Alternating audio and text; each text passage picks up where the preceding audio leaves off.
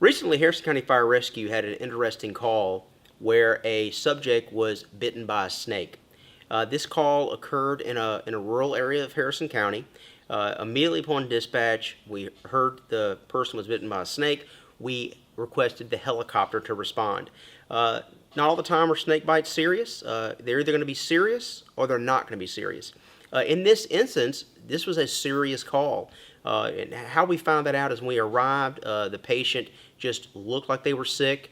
As we began our advanced life support assessment, we noticed that the patient, not just with their heart rate elevated, but their CO2 was low, which we all know CO2 is a good indicator of not so much how the patient's doing now, but how they may be doing in the very near future.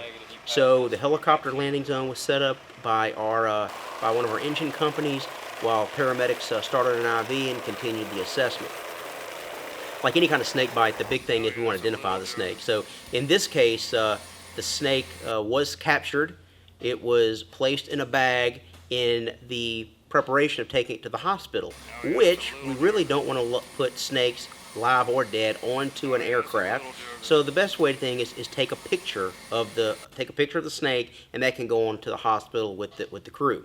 Also, like in this instance, the subject was bitten on the hand. So a couple things. First, you want to initially make a marking over the area where that bite occurred. That way we can see if that area is swelling.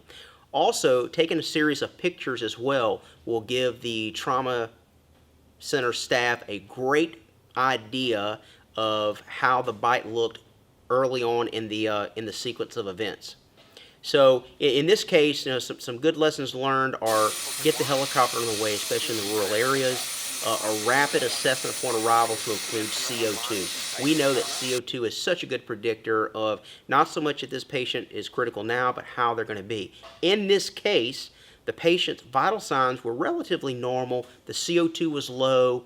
The patient was flown to a regional trauma center, and as they were arriving, the patient was becoming more hemodynamically unstable, which absolutely is in line with a low CO2 reading 20, 30, 40 minutes earlier. So that just validates our assessment, validates the reason of getting these patients to regional trauma centers where they have the anti-venom and they have surgeons immediately available in the event of fasciotomy or some type of procedure like that being needed. So very good job by everybody. This was a great team effort where we had law enforcement, EMS, fire, air medical on the scene to provide high levels of patient care in rural areas of Harrison County.